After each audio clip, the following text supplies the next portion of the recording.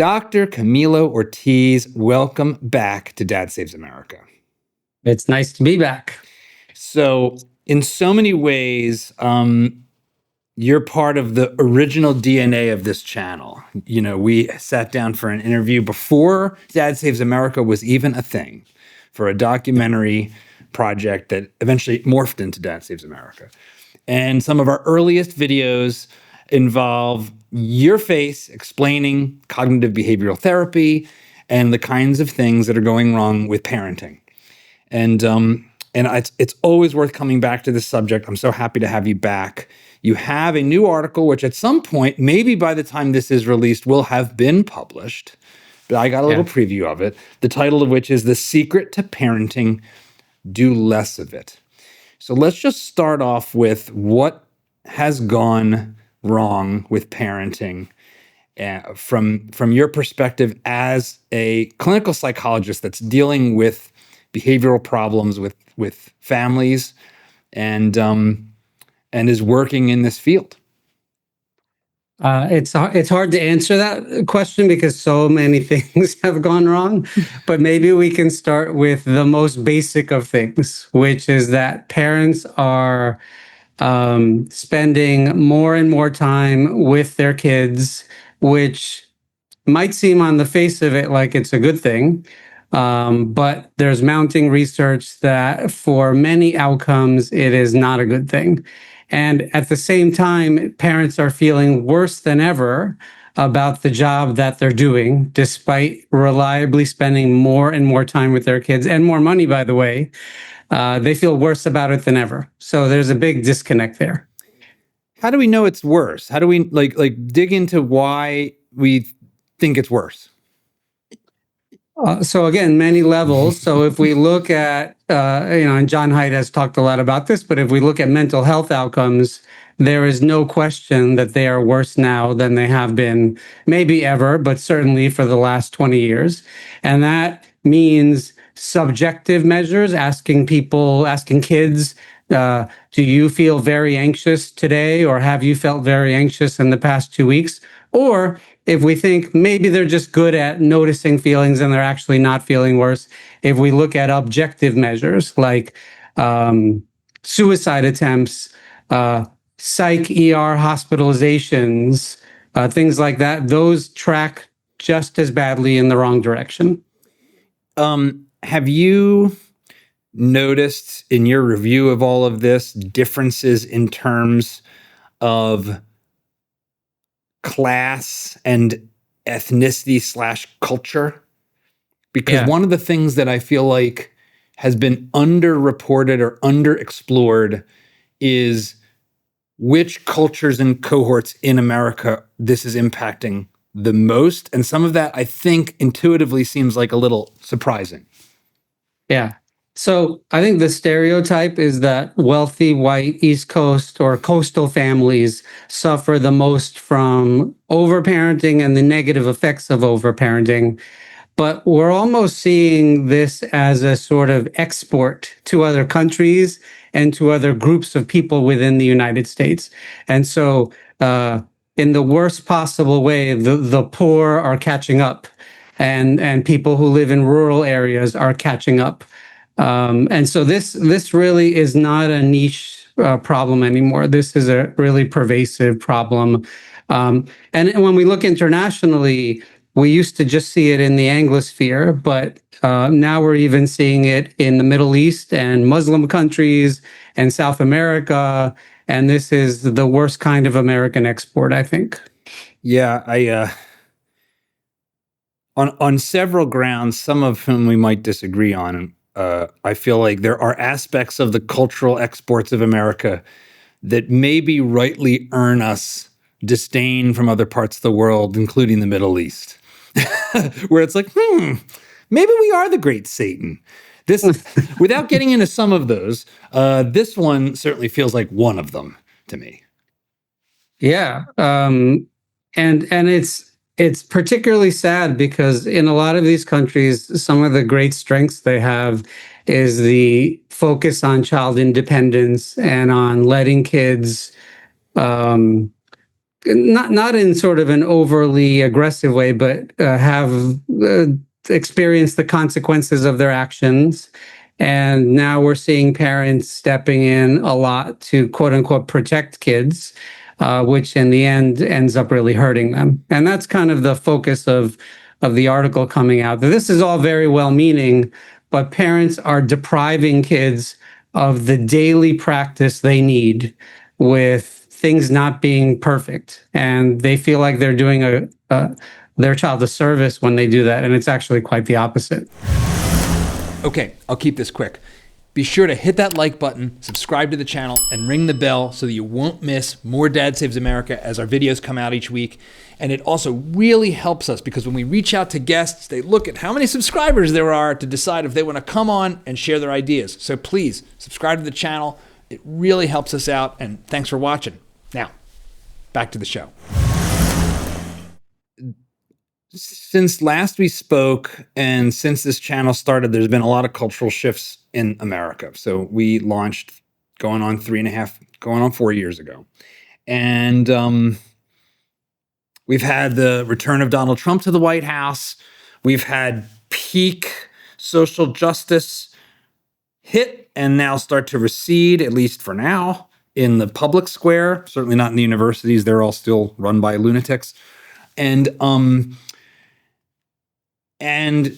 this new, I just as I sit here last Friday, did a video just dipping my toe into trying to think about the rise of characters like Nick Fuentes on the right, who are sort of revolting against our order, if you want to call it that, our culture, our legal system, our economic system, from the standpoint of this group of young Gen Z men who feel very disempowered.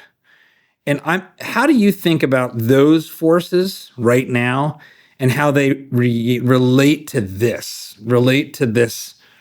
anxious generation, the snowplow parenting? Because I'm not sure how I think about it. They're connected, but I don't know how to understand them. Well, I don't think it's obvious, but I think the most apparent connection to me is that children, and in particular boys, don't have the practice they used to with doing difficult things, including physical things, rough and tumble play, and things like that, dangerous things. And so, I talk a lot about what I call the 4Ds, and that discomfort, distress, disappointment, and danger. And that kids, in particular boys, need lots of experience with danger. And so the overparenting epidemic really is depriving boys of what comes naturally and what is good for them, which is to be physical and to learn to assess and problem solve around danger. And so if we sort of extend that into young adulthood and even beyond, that may have an effect on the self-image of boys in a way that, in an indirect way, can lead them to some of the things that you're describing: extremism and addictive behaviors, cryptocurrency, gambling. Why you gotta loop in cryptocurrency with gambling? This is the come on. Well, I own a little Bitcoin, but it's certainly been gamified to the point that it may not be healthy. Yeah. Crypto trading as if it's going to be your job. That's right.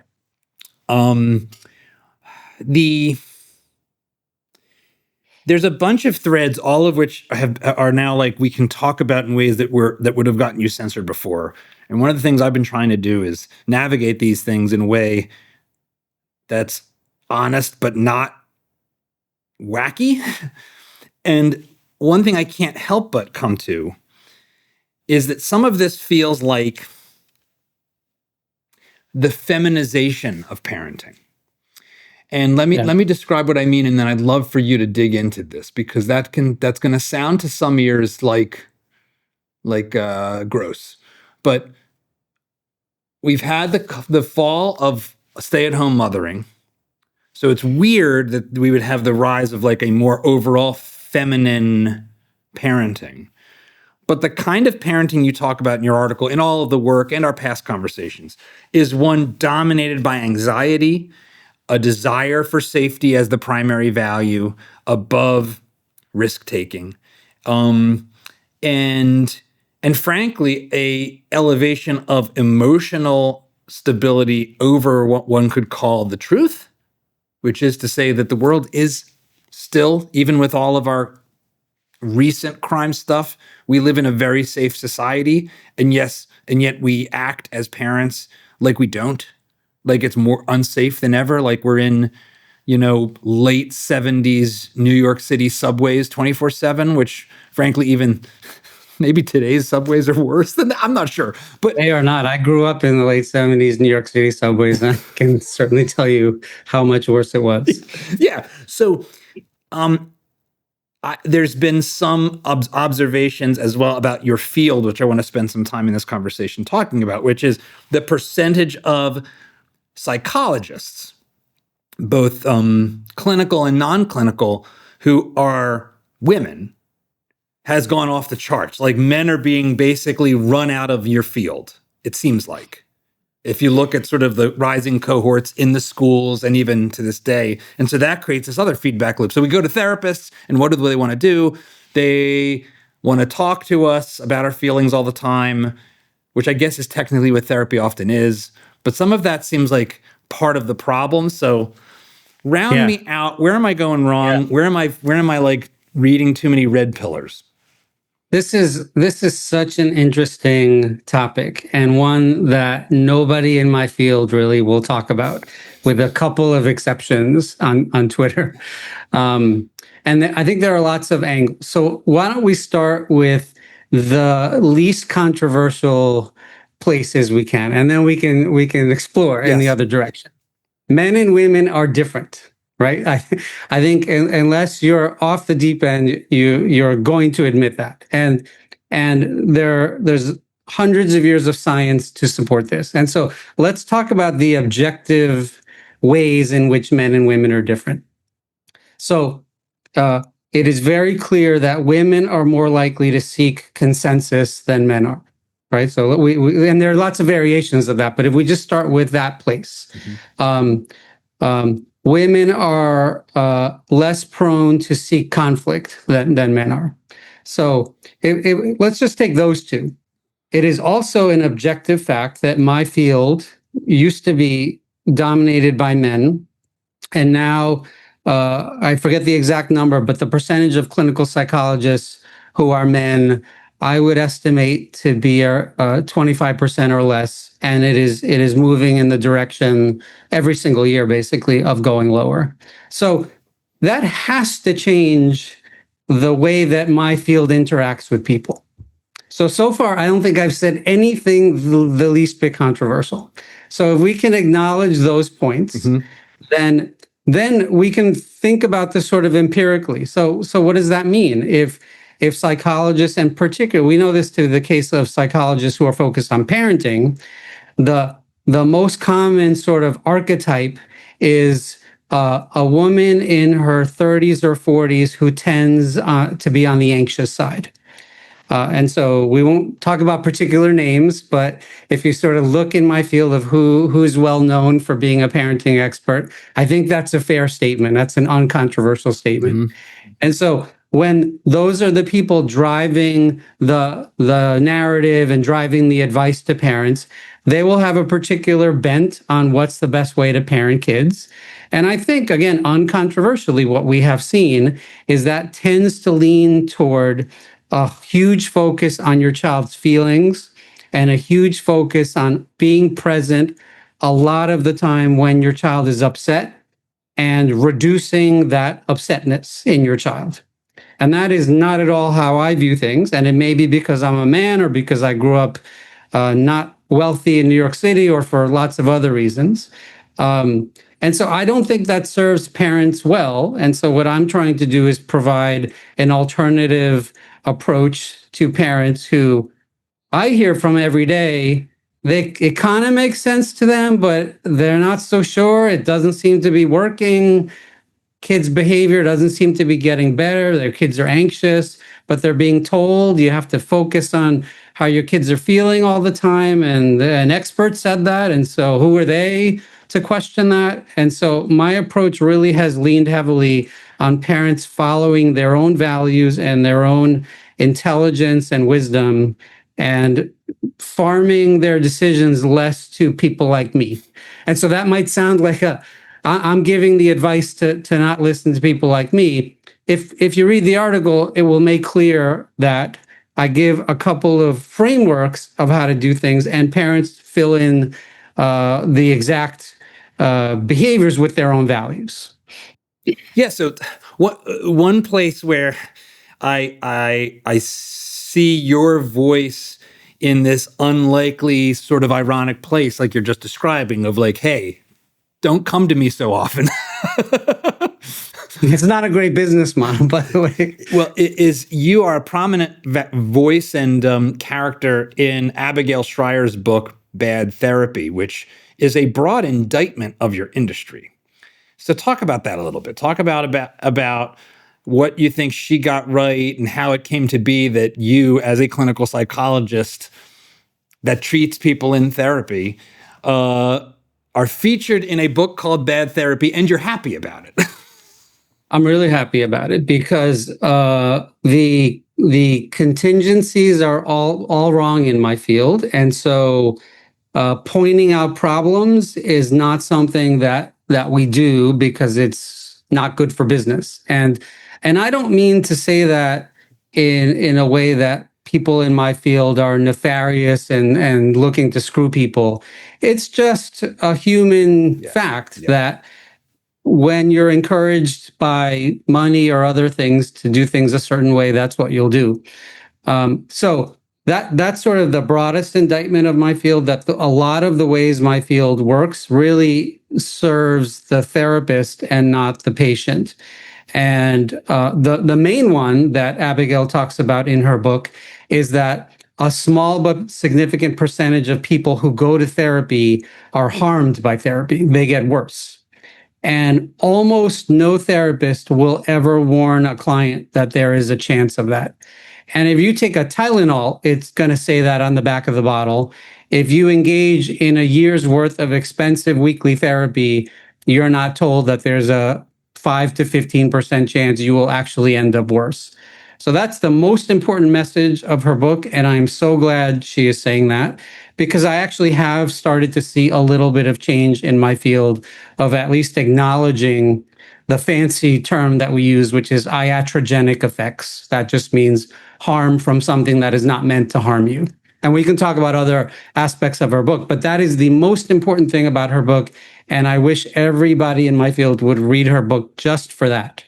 The a central theme of your article and your work is this focus on emotion, this focus on trying to make life a safe space to never feel discomfort, and feeling as parents that if our kids are struggling and having discomfort, emotional discomfort, that we're failing and that we have to leap in and solve it for them, or take them to therapy or put them on medication, all that stuff.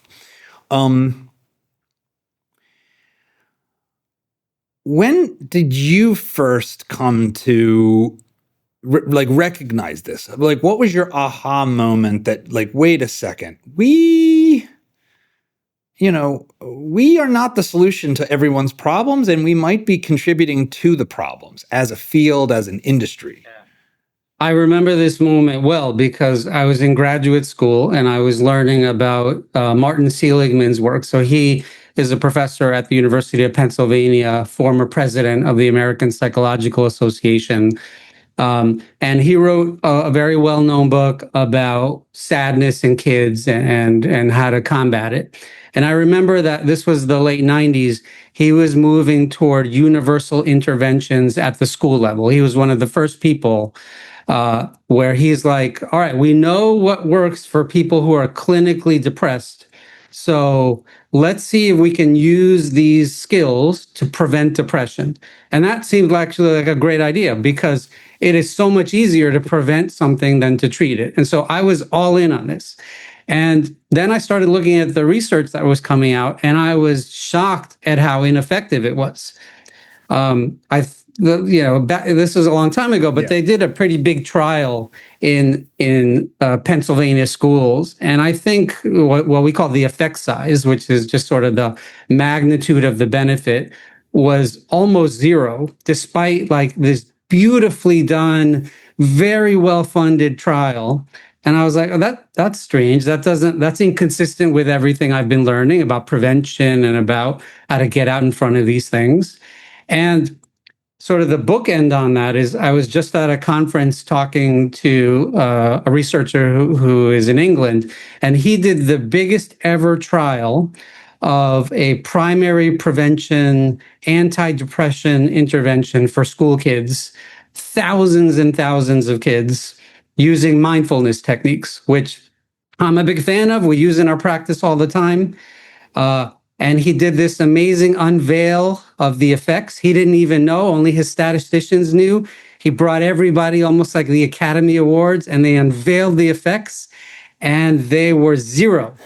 Wait, so he sets this thing up like so he's expecting the effects to be non-trivial at a minimum.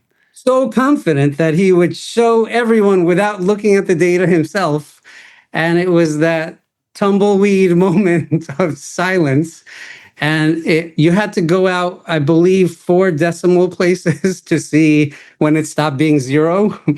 And interestingly, then he did some really amazing work to figure out, well, where did this all go wrong?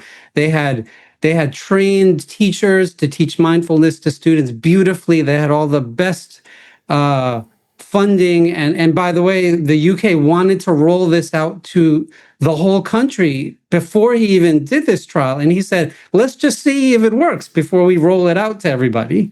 And in fact, they ended up not rolling it out, which is great. I mean, good for him to have at least that much humility as someone who is clearly like in the technocrat apparatus that to say, well, wait, let's at least get the results first before we mandate it for the entire society. Well, we were talking about whether to have hope, and people like him is why I have hope, because he is a true scientist. He wants to know the truth, no matter what that truth is. And this is a perfect example of that. And so what he did is he looked at all the different steps where things could have gone wrong. Everything was a green light. Everything's beautiful. And then he gets to the last piece, which is, did the teenagers practice the skills that they learned? And he did this at 2 points, 50 days out from the intervention and 1 year out. And so out of 50 days, the maximum number of days that teenagers could have practiced these skills was 50, and the average was 1. And then he was went it out on the day after they got the intervention, probably? Probably, yeah. And then he went out 365 days, and I believe the average was 1.7. So they literally just stopped. And then he tells the story of going down to his own kitchen, and he had 2 sons who were not part of this trial, but were learning mindfulness separately at school. And they didn't know he was there. And one of them says to the other, oh, do we have to do this mindfulness today? And that's when he knew, oh, this might be the problem. And that's exactly it. You know, unless you're in distress, people don't practice this stuff, especially when the alternative is to get on TikTok. Who's gonna stop to practice mindfulness when they're feeling kind of fine? So, you know, this whole idea of infusing schools with psychology, I think, is starting to die out because the data so consistently show that it doesn't do anything, and in fact could harm kids. I want to linger on a couple things here. One is, for someone that hears mindfulness practices and either doesn't know what they are or rolls their eyes, what are you talking about? What is mindfulness interventions? What is that? Well, I won't define it yet. What I'll tell you that might pique your interest is that much of it flows from Stoicism, which I would imagine you have a positive view of. I do. Okay, so what do we know about Stoicism? Which is that if we lead a less reactive life, that typically leads to a better life. And so, how do we become less reactive to all of the things in our environment pulling for reaction? One of the steps of doing that is to observe your own experience, your own urges to be reactive. And that's not an easy thing to do. It takes a lot of practice. And that's one of the main components of mindfulness is feeling the urge to pick up your phone, feeling the urge to yell at somebody. And that creates a little space if you're just noticing that instead of doing it. Because once you notice it, now you have a choice of what you can do. So that's the part of mindfulness that I really love. The part of mindfulness that can get us into trouble is the part that is overly focused on basically like rating your mood constantly. Because what that does, and Abigail Shrier talks about that in her book, is that it conveys the message to people, and particularly to gullible kids, that if your mood varies from a certain narrow range, like if you feel particularly sad in the moment, that something has to be done about that. And when we study the normal course of moods, we know that most of the time nothing has to be done about it because our moods go like this. And if you literally do nothing, your mood will equalize back to its mean. And so this like how sad are you today 3 times a day is going to tend to, for many kids, make them notice the sadness and think there's something wrong with that, which is now a secondary problem. We call this the two problem situation. You feel you have a problem, and then you have a thought about having the problem, and now you're overwhelmed because there are two things you have to deal with. So I'm going to share a little personal healthcare moment that's happened to me this week that really is like a microcosm of this. So I am 48. I was getting my teeth cleaned this week, and before it got started, they put a little wrist blood pressure checker on my wrist. Hold it at heart length, heart height, ran the thing. And I have no history personally of any kind of heart issues, and it was high. Like I had high blood pressure, like phase 1 hypertension blood pressure, which was actually shocking to me because I have low cholesterol. I'm not the healthiest guy in the world, but I'm pretty healthy, and then that began a couple days of like thinking about that. Because it ultimately did come down and came back within normal range. And it was more like, okay, so I don't know what that was exactly. Yeah. I drink enough coffee in my mornings to like give a horse a heart attack. So maybe that's part of it. But what it led me to think about was, as part of having these conversations, doing this thing, being a YouTuber, trying to like grapple with the world, I find myself in an increasing state of sort of generalized anxiety about the world. Like I'm aware of all these things going on that I have no control over, and some of which are kind of disturbing, and including like where's AI going to take us? Is the West collapsing? Like there's all this stuff that I have no control over personally, but that like weighs on my mind, and then I'm thinking to myself, well, what's going on here? Because even in the past couple weeks, I've been saying like, man, I really feel like something's off. Which is the chicken and the egg there? Is it that there's stuff in the world that has changed in such a way, or that I've become aware of in such a way, that I have real legitimate anxiety about the future? Which I think the answer to that is yes. But could it also be that there's just some like elevated heart rate and stuff going on that's biological? That my brain is saying like, you got high blood pressure. You got a resting heart rate over 95. Something must be wrong. Like, yeah. And which of those, and is that a feedback loop? And how do I stop it if it is a feedback loop? So help me out here. Well, it's a perfect analogy, because if you didn't have that test, you would have gone on happy about your day. But there is some percentage of people who that will indicate a real problem for. And so this is just sort of a discussion about false positives versus false negatives. What would we rather have?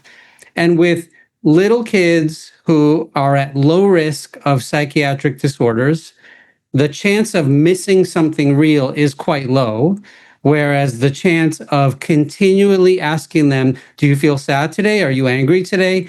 That then starts moving in the unacceptably high direction. And so it's simply a pros and cons discussion that we have to have. And the problem with my field is we don't really have that discussion a lot of the time. We just assume more is better. So knowing how people feel, that's a good thing when they are actually depressed. So let's ask everybody all the time how they feel, without a discussion again about harm. And again, this is why Abigail Shrier's book is so important. It at least poses the question, let's talk about this. Are there downsides to some of the practices that we are assuming are good for people? And that's related to this idea, and I hear this all the time. Well, at worst, therapy is not going to hurt you. It can only help. And that is just objectively not true. And therapists will get upset if you point that out. No, actually, there's a chance that it will harm you. And patients have to know this. And so I think those are related in those ways, and even related to your example. It's just a discussion about relative risks. Yeah, I want to linger on something you just said to make sure I understand it, and for the audience that it's processed. So to play back, you're saying that that our kids, young kids, the risk that they actually have psychological disorders that really need intervention is quite low. Yes. Unpack that for me a little bit, because that doesn't feel true to us today as parents. And then when we look at the data of all these kids that are a wreck, and 30% or whatever are saying that they've contemplated suicide and all this horrible stuff, that seems like, well, what are you talking about? I thought you just said that the risk is kind of high. Yeah, so there are a few pieces to that. So the first thing is I'm talking about very young kids. Okay. So when we look at when psychiatric disorders tend to appear in kids, it really starts around the very beginning is about age 12. And so younger than 12, it is rare for kids to have practically any psychiatric disorder. Having said that, psychologists describe disorders as falling into two categories. We have what are called internalizing disorders, and that's really anxiety and depression. And we have externalizing disorders. So these are disorders of behavior that other people can see. And that's conduct disorder and oppositional defiant disorder. There are a few other ones like ADHD and things like that. Those externalizing disorders where kids are misbehaving, those do occur at a pretty high rate when kids are young, just because it's normal for kids to misbehave when they're toddlers and 3 and 4 and 5 years old. But real depression and anxiety doesn't start to rear its head until the preteen years. And so when I say that it's rare, that's really what I mean. But at the same time, we have seen among teenagers and young adults a rapid increase in internalizing disorders, anxiety and depression. So hopefully that partially clears things up, and I can say more. Well, to come back to those external behavior disorders, and I'm doing this because some of that, I think, and you write about too, that it's how much of that is just being a kid. Like how much of, especially with boys who tend to be more physical and tend to be much less interested in sitting in story time or listening to a lecture. How much of what Western and American and Anglo society has come to expect as good behavior is just like kids being kids, boys being boys, and there's no disorder there at all. A lot of it. And here's where the intersection with overparenting comes in, because in the past, a lot of these behaviors would not have even been noticed by parents because they were not there. The kids were off playing in the woods for 6 hours and they got into a fist fight and they figured it out and they came home and no one even knew.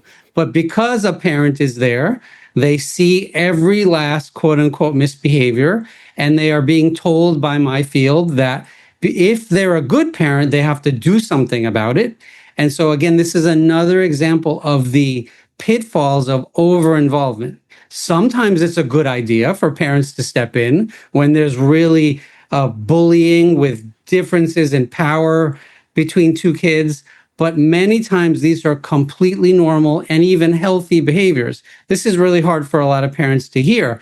But two kids fighting and even beating the hell out of each other is often very normal and healthy. And if we look at every mammalian species, this is all siblings do. But we're being told that that's not okay. And so we have to do something about it. And then the over involvement comes in. And then people call me and say, can I put my kid in therapy? He fights with his sister.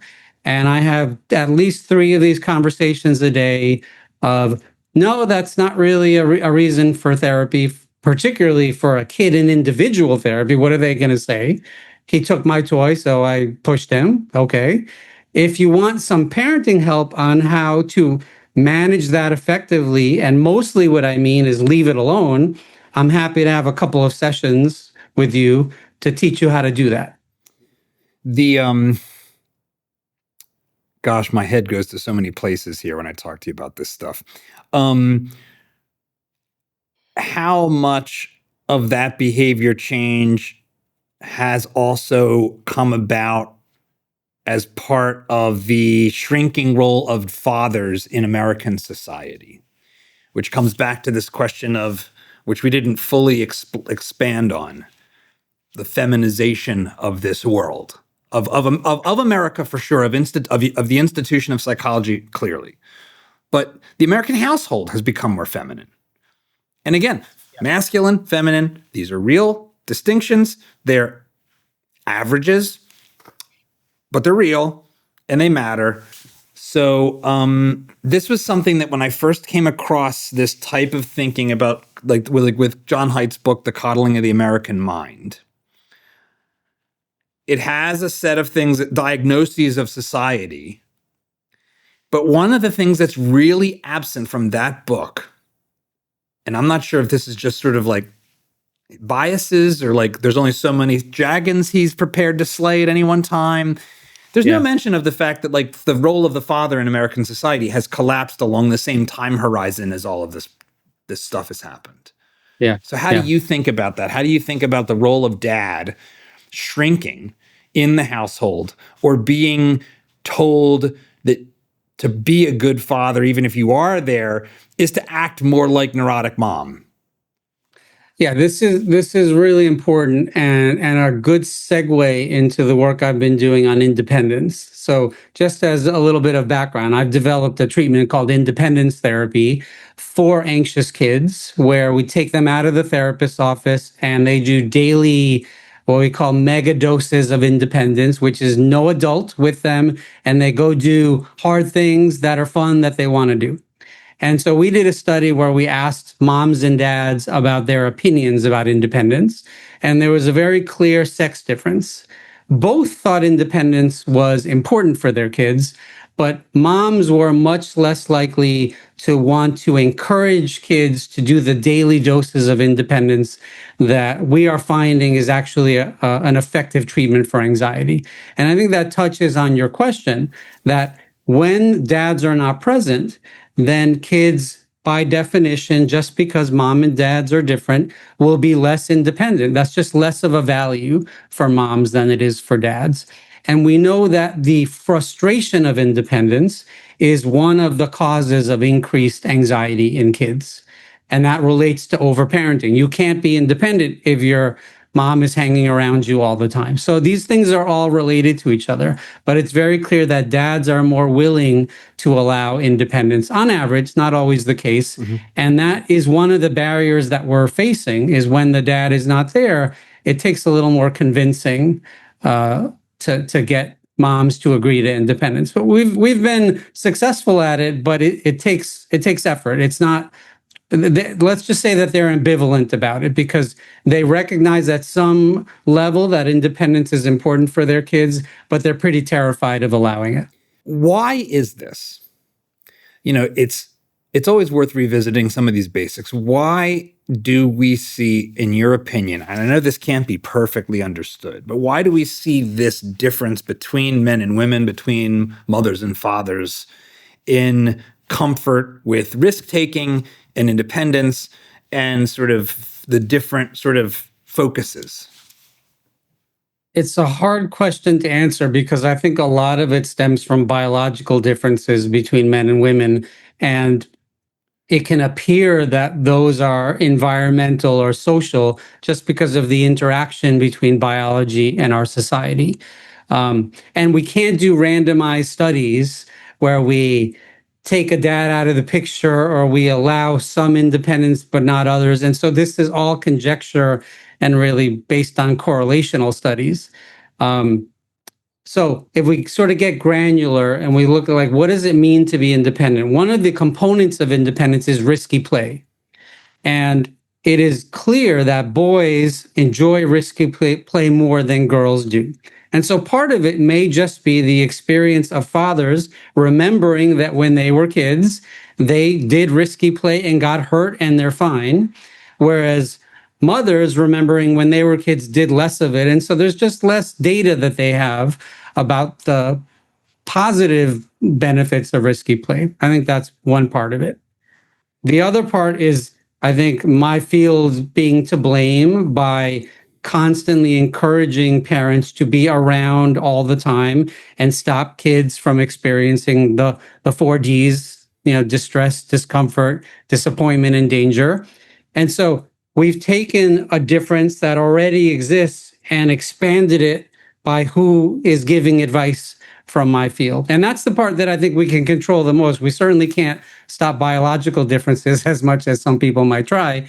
But if we at least have some different voices that it's okay for kids to get hurt, which sounds like a weird thing for a child psychologist to say, but John Haidt has really talked about the plummeting numbers of broken bones that we are seeing in kids as not a good sign. Yeah. And I totally agree with him. Yeah, the plummeting instances of a lot of danger that is the behavior that's risky and dangerous, premarital sex, drug use. I think I just saw something indicating that nationwide the incidence of vehicular deaths is falling.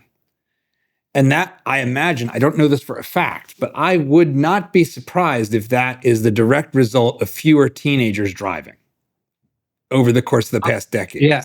Well, it had been dropping for a number of decades, and in the past 10 years, vehicular deaths have gone up again. Oh, okay. Maybe it was accidents. Maybe it wasn't deaths. Maybe it was accidents. Oh, okay, possible. This is on a tangent, but with self-driving, I think that will be fixed pretty soon. Yeah, no, that Tesla self-driving, it's not 100%, but it's in the 90s of percentage of effectiveness. It's pretty. Yeah, it's getting really good. It's pretty incredible. It's pretty incredible, including on highways. We're here in Austin, so it knows these roads well for sure. Yeah. So we have this. How do you think? So, we've talked a bunch about John Haidt. There's other people in this field. He exists in this world that's, of evolutionary psychology, which is a dirty word in my field. Well, by the way. To some extent, talk about that. Yeah, let's talk about that a little bit because I think that this, so much of this is a kind of storytelling. And I'm not meaning to say it's lies or that it's not true, but when we have all this complexity, we have all these variables in our life, our parents, our genetic predispositions, our environment, our schools and the incentives and the social media. Oh, there's so much stuff that's like contributing to the behavior and the psychology and the happiness of an American in 2025. And your article and your work and mine here, we are trying to say, hey, there's actually some causal connections in this cloud of data. And so we tell a story that there's this leads to this, leads to this, leads to that. And evolutionary psychology strikes me as especially prone to this. And sometimes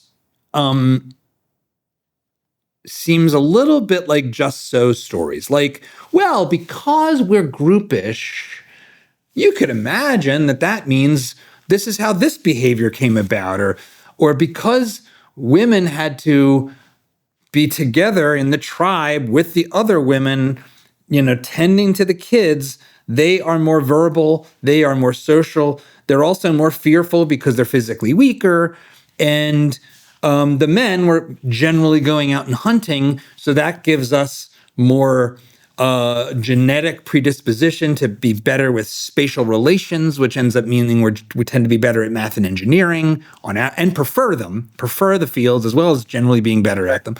And we're more inclined towards risk. And we have this inbuilt thing of wanting to kind of be a warrior. And so I'm flying over this, but you have this sort of, here was humanity in the tribe as we think we understand it.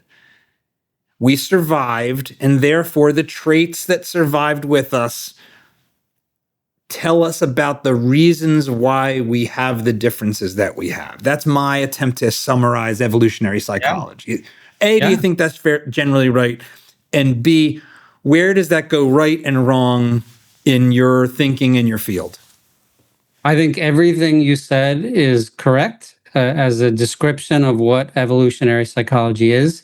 And what is stunning to me is my field is the study of human behavior. And I don't have data on this, but in my experience, if you ask any psychologist what their training is in genetics and in evolution and in natural selection, it will be practically zero. And that is bizarre to me if we're trying to understand why people do what they do. If you read a little bit of Richard Dawkins, you go back to The Selfish Gene, written in the 70s, it is a great place to start to understand a lot of why we do what we do. We are replication machines. And his thesis is that it is at the gene level that really is driving behavior. Genes want to replicate. That is, we are basically sort of being hijacked by our genes to do whatever we can to replicate them. And that has a lot of very interesting implications. One of which for psychology is that our genes don't give a shit if we're happy or not.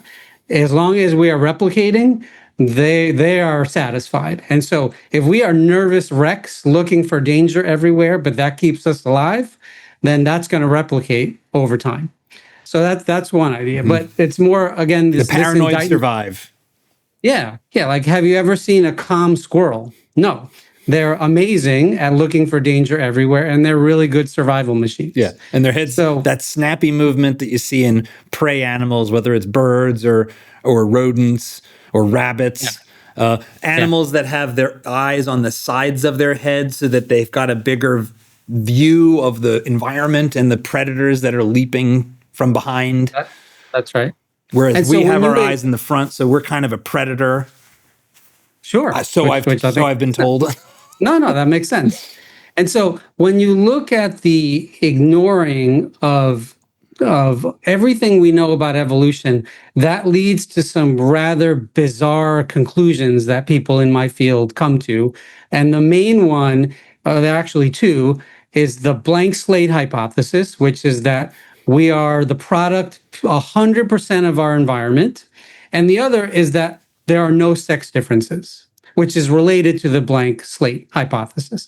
And you can only believe either of these two myths if you have no understanding of natural selection. And so that's interesting just how that happens. But getting back to your question about like, how do we use evolutionary biology in our work? If we understand that evolution is slow and society changes quickly, then we can easily see how that might cause some problems. And this has been called the mismatch hypothesis, which is that we are moving very quickly in the sort of operating system that we operate in. and our biology moves glacially. And if that doesn't make sense, that could cause some problems, I'm not sure what to tell people. That seems pretty obvious that could cause some problems. Yeah, with we've got modern operating systems running on 486 hardware. Yeah, to be a computer nerd. I want to come back to the blank slate. The blank slate and the notion that gender is also a construct. Without even having any kind of opinion about evolution or psychology, how can you, as a functioning adult that makes your way through to advanced degrees, honestly put your head on the pillow at night, truly believing that? I'm asking this seriously. I don't understand how you can navigate this planet and believe in the blank slate. Especially if you're in a job like clinical psychology, where, forget clinical psychology. I waited tables at actually a Trump castle at the casinos in Atlantic City through college. So it's like I technically was a Trump employee for a time. You instantly find clear patterns of behavior that differ along culture and race and gender within like a month of waiting tables. It's discomforting if you're someone that wants to believe in sort of an equality, because you're seeing all this stuff and you're starting to be like, somebody walks in and you're like, oh, not going to get a tip from this crowd. And you don't want to believe that, but then it happens a bunch. It happens enough that you start to be like, well, okay, I'm probably not going to get a tip. Or whatever. There's nothing I can do that will earn me a tip from this cohort, or this is going to be an expensive table for me psychologically, or whatever. How can you go through your field and believe this horse? It's horse. How do they believe it? Yeah, so it's an interesting sort of sociological question of how a smart person can get to a place where they fully believe assertions that have zero evidence and in fact have a ton of evidence. And having gone through graduate school, having received a PhD and being in a liberal state, although this affects everybody, this sort of groupthink, but it is also a fact that in higher ed it tends to be a progressive direction. Anyone who's been in graduate school really has had the experience of someone saying something in class that doesn't strike you as correct, and then you look around and everyone is nodding, and then as a sort of reasonable person, you then have the thought, oh, well, maybe I didn't understand it, because everybody here is nodding. And then you combine that with the imposter syndrome that every graduate student feels, that everybody must be smarter than them. They only got into graduate school on some fluke. These smarter people are all nodding. So it's obviously my problem. I'm wrong. So the easy thing to do at that point is just to agree. And there's a ton of hilarious experiments where in social psychology, people will like the easy one is like everyone facing one direction in an elevator, and then you see the person turning or backwards. But there are other ones involving shocking other people when you see other people doing it. The Milgram experiment. Milgram and other variations of it. And there are problems with the Milgram experiment, but still the general area of social psychology tells us that we want to agree with people. It feels good. It actually is quite uncomfortable to disagree with people. And so if you do that, almost like with evolution, very slowly over time, then you can easily get to a place in a couple of years where you are saying things out loud that make no sense. And then you have the other component of graduate school that there's not discussion or debate or pushback. And so there's never practice with explaining why you think what you think. You just think the right things and you don't have to explain it. And in fact, it is inappropriate to have to explain. It is violence to have to explain why you believe what you believe. And you put those together and you get people graduating who believe the sky is red and will die on that hill. it feels like it's modern fashion to be talking about speech as violence and that kind of nonsense.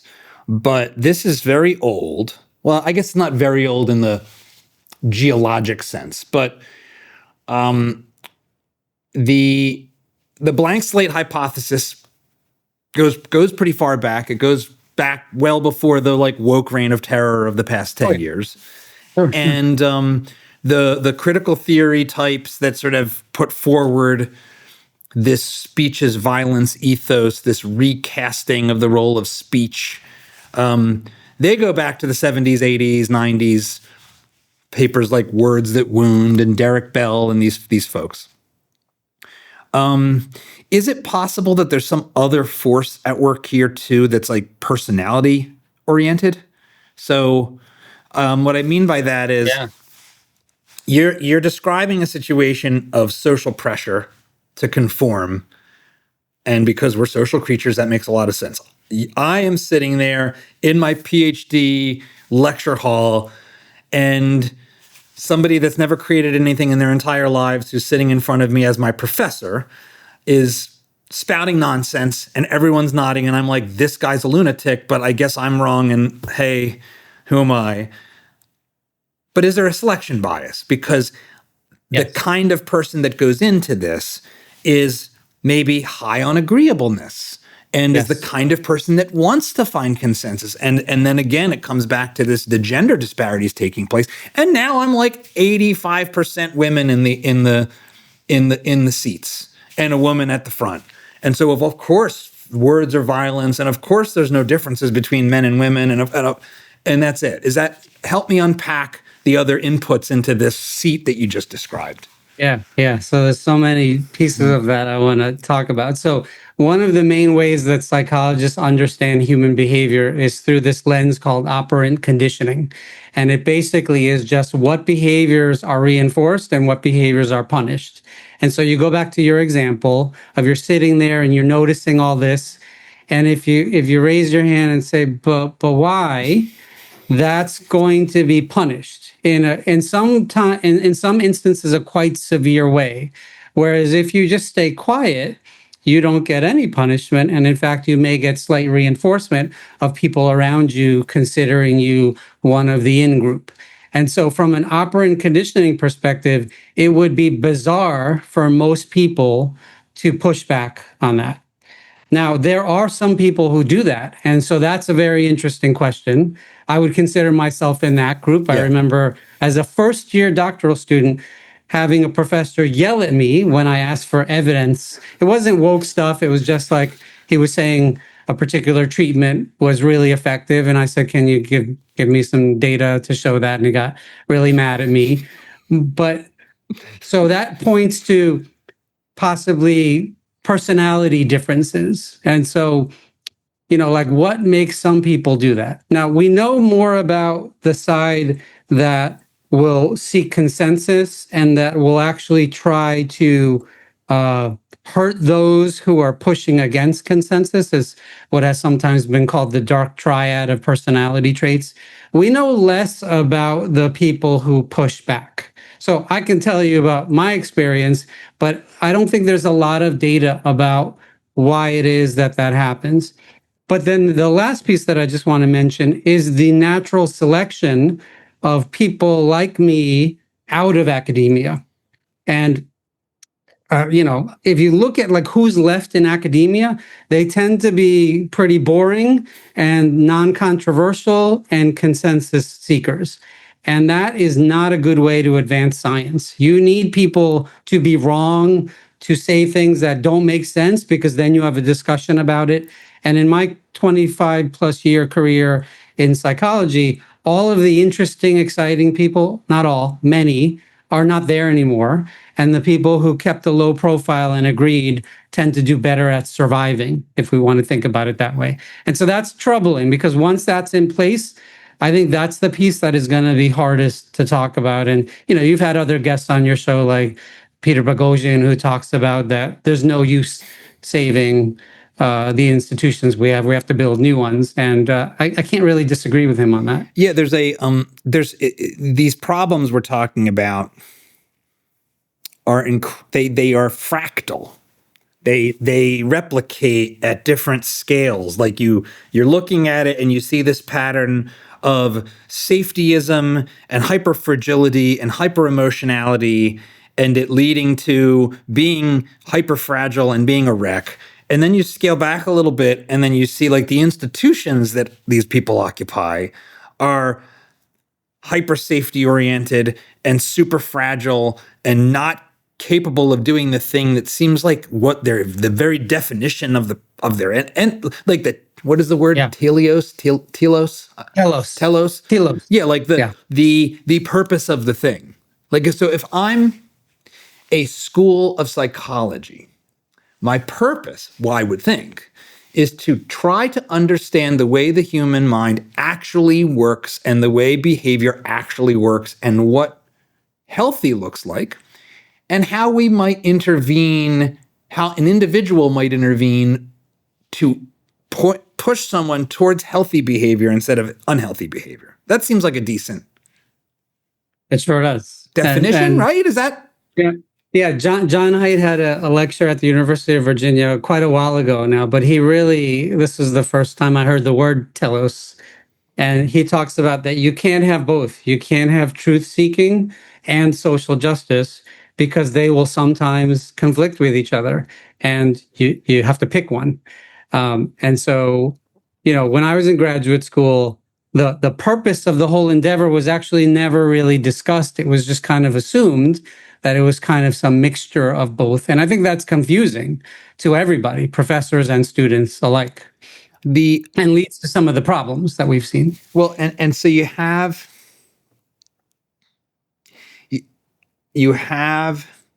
this very difficult place for us as parents to be in, which is,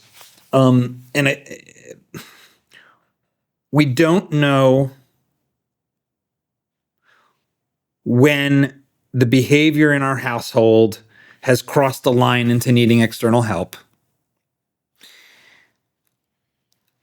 because the culture more broadly has taken us to a weird place on that front. The movies we watch, our neighbors, the conversations happening, in the parking lot at a football game between moms and dads are telling us bad stuff that sort of sucks. And then we go to this expert class of your colleagues who've been raised in a pathological bubble of nonsense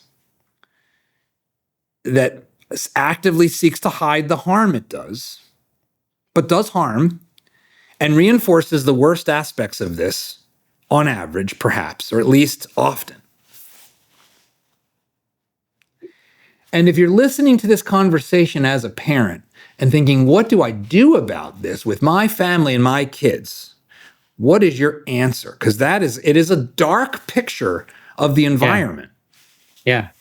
So I have an answer, and this is what my article is all about, is literally what are the steps that a parent should take when they are seeing some behavior that worries them. And there are 3 steps. And I think that if you do this first, much of the time, you will not need to escalate this to somebody like me.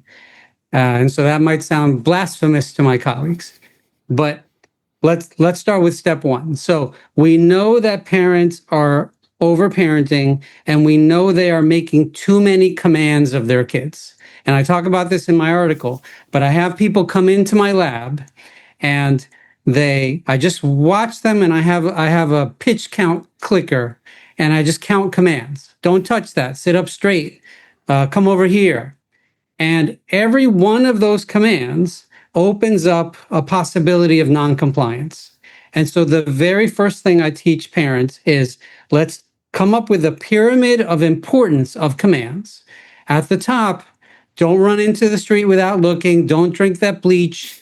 In the middle, brush your teeth twice a day, stuff like that. And then there are a ton of commands in the bottom part that if you don't make them, it makes no difference to a child's outcomes. because very few things actually make a difference. And your life will be better, and your kids' life will be better, and there will be far fewer escalations. So I work with parents, and this can be done in one session. This does not take a year of therapy. Let's pick some commands that, if you don't make, have their own natural consequences, which are a far better teacher than you will ever be. So stop telling your kid to wear a coat, it's cold outside. My latest thing is parents' obsession with their kids drinking water. Fill up your water bottle, clean your water bottle. Did you bring it to school? We get rid of water commands. That's often what we do in the first session. So if we do that, we generally see like a 40% improvement in behavior. And this takes one session. All right. So that's step one. wait. Any questions about that before I go on? Yeah, so, it's funny because in reflecting on my own household, and some of this, as the channel has grown, I've become more like, man, I probably shouldn't always share so much personal information because somebody's going to dox me, or like, I'm not accustomed to worrying about that, but I guess I kind of have to. Well, anyway, We can cut it out. there's a disparity a little bit that actually I think I've actually misunderstood between my wife and I. My wife is more inclined to give some of these commands than I am. And I have actually been thinking that my wife Lisa is more of a disciplinarian than me, which cuts across type in a certain sense, because dad is the one that comes home and actually enforces the discipline, let's say, on average. So I've read, so I'm told, so seems to be the case. Okay. But what you're talking about is this set of things about like commands, like, yeah, drink more water, eat more vegetables, all this kind of stuff that might not be bad in and of themselves, but they are kind of like nagging commands. Yes. And they don't help. Why don't they help? Like, why? Because one thing you write about in the article is that actually the kids mostly ignore them. Like, the incidence of compliance with these commands is very low, which we all feel, and then we yell at our kids, which I do too. I and we're like, why don't you do this? I was just doing this to my son this morning about one thing that I harp on, not everything. I have a couple that I harp on, and then I say, these are examples of conscientiousness that you need to, like, get your head screwed on straight for, because the conscientious will thrive and everyone else will be ground down by the society. But why does this not matter? Why does compliance with these things not matter? Why doesn't it happen? Why does it drive us crazy? So there are two reasons why it doesn't matter. And one is that kids don't listen to nagging. You just train them to tune you out. So in fact, by making lots of these commands, they actually listen less to you than if you made fewer commands. That's the first thing. But even if they did listen, it doesn't make that big of a difference in terms of outcomes when we look at long-term outcomes. If they put a plate in the dishwasher or not, it's nice if they do, but it doesn't actually matter that much. And so most parents are sort of insensitive to the amount of effort and heartache that a command takes versus what it's likely to produce. And so I simply sit with parents and I ask them, let's just do a thought experiment. If you stop telling your kid to sit up straight, what do you think would happen in a week? Versus, like, if you just keep doing what you're doing. And what we almost always find is it will make no difference if you stop the command, and you both will be happier. And in fact, he might do it more because kids are sort of naturally defiant, and parents train them that if you say that annoying thing, their brain instantly goes to no. And we find this very interesting phenomenon that when you pull back on those commands, they actually often start complying with them more. So we actually get to the same place in a way that is far more effective and more pleasant for everybody when we reduce commands. And the other little piece is just like when we see, this goes back to contingencies, when we see how people learn, the worst, least effective way to learn something is information transfer from someone. The best way to learn something is the literal consequences of making that choice. And so that's why being cold when you don't wear a coat is 100 times more effective than your parent telling you every single day to wear a coat or you're going to be cold. This is so clearly true. That the experiential learning is the only way. And one of the things about that makes this moment we're in like the history of humanity so hard is we are very wealthy by human standards. Certainly in America, but increasingly the whole of the planet. There's several billion people that live in absolute grinding poverty, but there are more people living a fundamentally comfortable, modern, American middle-class style life, something to the tune of 4 to 5 billion on this planet, that live basically like that have a roof over their head with relatively clean, non-disease ridden running water, heating and cooling, transportation, internet, access to functional healthcare services for emergencies at a minimum, etc. A world that kings of 100 years ago could not imagine. And so we have this situation in which the training ground of learning is inescapably narrower. The set of opportunities for danger is inescapably smaller. The hardest part about like Peter Gray and Lenore Skenazy and you and me is we say, send your kids outside. It's like there's nobody out there. So they go outside, there's nobody out there, and that's a failure.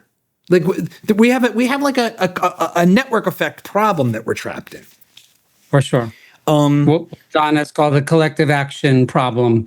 And he's successfully tackling this with phones, which I think is easier than the fact that nobody's outside. But that's been my focus, is how do we get groups of parents who agree generally on the idea of independence is good to create neighborhoods where that can happen. And that's quite challenging.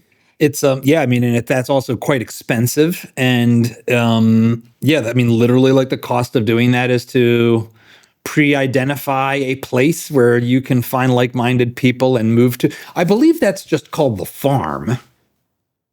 I think that is there a divergence in the kind of parenting that you're talking about between urban and rural America? My observation is absolutely yes.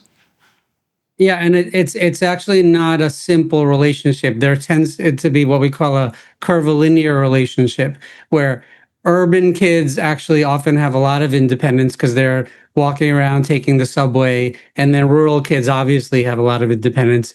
And it's sort of like the suburbs or the, what do they call it? The exurbs, where there's really a crisis of independence, in part due to the urban planning and geography of it all, which is really hard to change. So pull back on commands. Understand which commands are worth doing and which are just wasting your energy and delegitimizing you. Yes. But there is a political corollary to that, right? When you have a world like we have in the United States, where you commit 3 felonies a day, no matter what, because the legal system is just like a sprawling nightmare. There's 75,000 pages just of the regulations, which are not even laws, but they have the force of law, the Federal Register. Well, when you're breaking the law already, like the law itself starts to be like nonsense. So that seems like kind of a corollary. When you parent by like extreme continual decree, you end up looking like a mad king. That's right. And we see these examples of, I see it all the time on playgrounds of parents sort of running after their kids, one command after the next. And the kid is either acting like the parent is not even there or just swatting each command away, sitting on their throne of power. And then we have parents begging their children to do things. And if you were going to train your child to be non-compliant, you would want to throw at them lots and lots of commands that you have no power to follow through on. So this is one way to think about this is what we sometimes call non-compliance training is actually what is happening. And the principal mechanism is lots of toothless commands. Okay, so stop doing that. You can stop doing that in your own home, and you're not like victim of the network effects of our kind of increasingly toxic society. What else? Yes. What else can we do as parents that we have control over? All right. So we've reduced the bottom. No one's perfect, so we're going to make a few low priority commands, but generally the ratio has shifted. Now we take the remaining commands, and parents tell me all the time, I have to tell him 20 times to go brush his teeth. And toothbrushing is a good command. We want that one. So we can't get rid of that one. The natural consequence of your teeth falling out, number one, happens 2 years later. So there's no connection. And number two, not acceptable. And, right? and expensive. Expensive. I've told the story of being in the dentist office. When there's dental problems, it hits your wallet real hard. Yeah, that's for sure. All right. So we have a smaller sort of population of commands that we want to make. Okay. So then, and this is probably the most powerful parenting tool. It's in the article. I talk about it all the time. We take any of those commands and we link it to something kids want or need. And we take what we turn this into a when then command. And so the structure of it, I'll give you the easiest example. Dad, can you drive me to the mall? And let's say that that's okay with you to drive him to the mall. Sure. When you put your clothes in the hamper, I will drive you to the mall. Now, if you do that, only 3 things can happen. The kid goes, fine, does it, maybe grumbles. Why do I always have to do things? We do not interrupt a complying kid. He's allowed to not love this idea. He's allowed to grumble, but he's walking toward doing it. We let it happen. This is a mistake. Parents will say, hey, you can't say that to me. And now we're back into a toothless command. I can say that to you. I just did say that to you. Now, what are you going to do about it? We don't have a lot that we can do. All right. So that's number one. Number two, the kid goes, you know what? I don't want to go to the mall. We let that happen. Now, this is the main place where parents screw up. They say, no, you better clean that up. But you just framed it as a when then command. When you do, I will take you, which implies if you don't, I will not take you. And kids will learn that that's not a great decision. It only takes 2 or 3 times.